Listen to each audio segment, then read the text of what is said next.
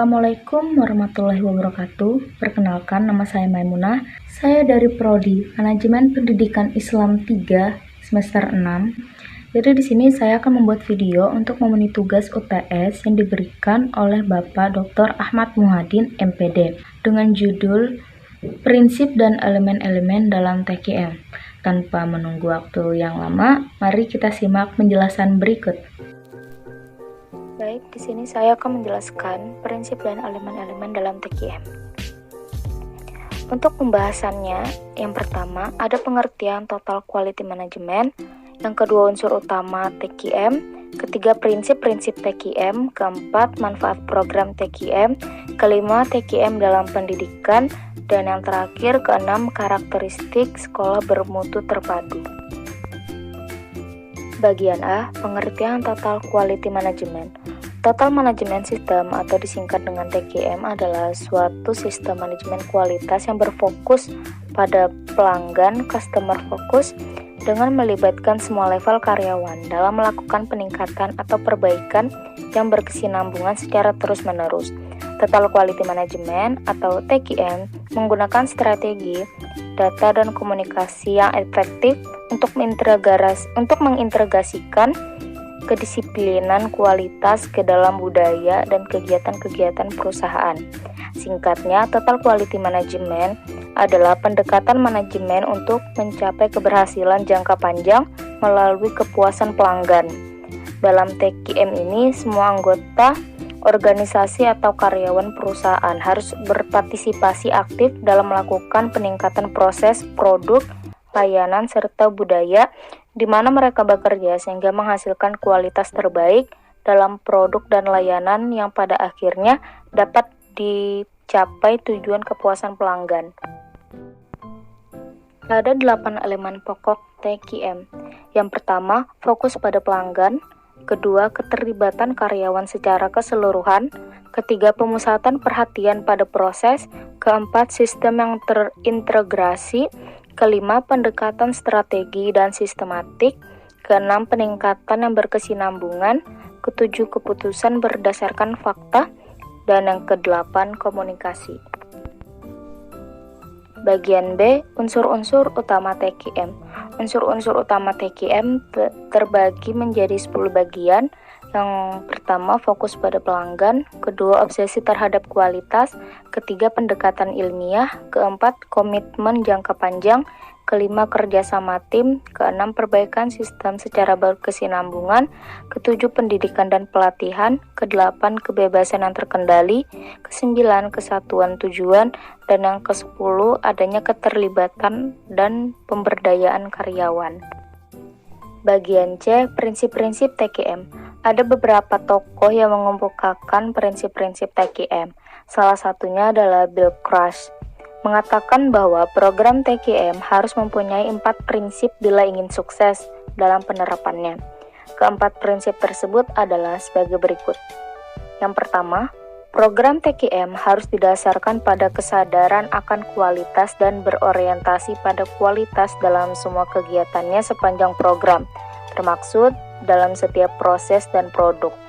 Kedua, program TQM harus mempunyai sifat kemanusiaan yang kuat dalam memperlakukan karyawan, mengikutsertakannya, dan memberinya inspirasi.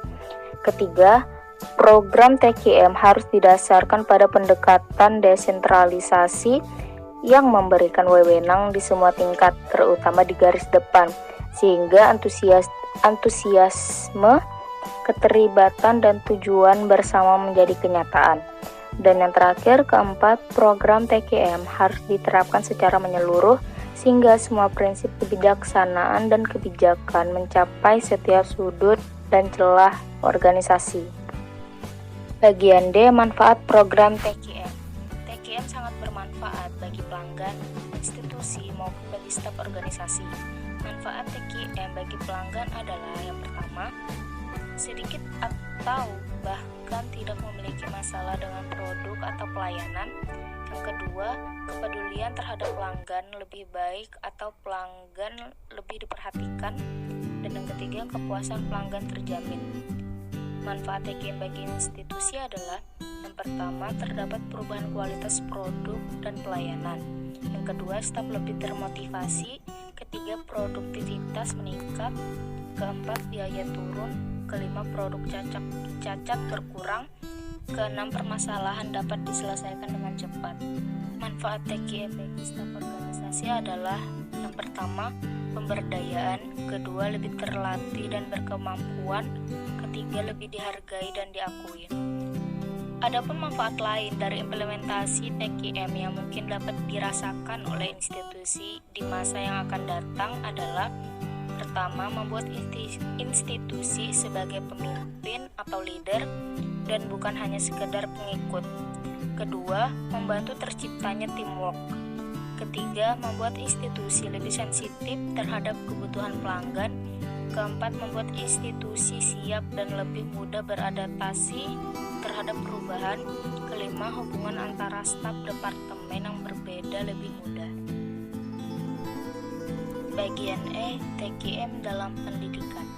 Manajemen mutu terpadu yang diterjemahkan dari Total Quality Management atau disebut pula pengelolaan mutu total adalah suatu pendekatan mutu pendidikan melalui peningkatan mutu komponen terkait. M. Yusuf Hanifah dan kawan-kawan mendefinisikan pengelolaan mutu total adalah suatu pendekatan yang sistematis, praktis, dan strategis dalam penyelenggaraan suatu organisasi yang mengutamakan kepentingan pelanggan. Pendekatan ini bertujuan untuk meningkatkan dan mengendalikan mutu. Adapun bagian terakhir ialah bagian F, karakteristik sekolah bermutu terpadu. Pengertian karakteristik, dimensi, dan jasa pendidikan. Pertama, pengertian jasa pendidikan.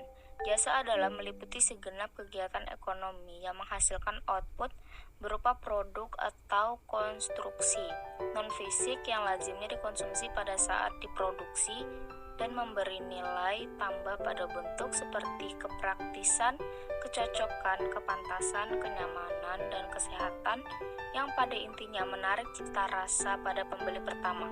Yang kedua, karakteristik jasa pendidikan. A. Tidak berwujud. Jasa tidak berwujud seperti produk fisik yang menyebabkan pengguna jasa pendidikan tidak dapat melihat. B. Tidak terpisahkan. Jasa pendidikan tidak dapat terpisahkan dari sumbernya, yaitu lembaga pendidikan yang menyediakan jasa tersebut. C. Bervariasi. Jasa pendidikan yang diberikan seringkali berubah-ubah. Dan yang terakhir, mudah musnah. Jasa pendidikan tidak dapat disimpan dalam jangka waktu tertentu atau jasa pendidikan tersebut mudah musnah sehingga tidak dapat dijual pada waktu yang mendatang. Baik, mungkin itu saja yang bisa saya jelaskan. Kurang lebihnya saya mohon maaf. Wassalamualaikum warahmatullahi wabarakatuh.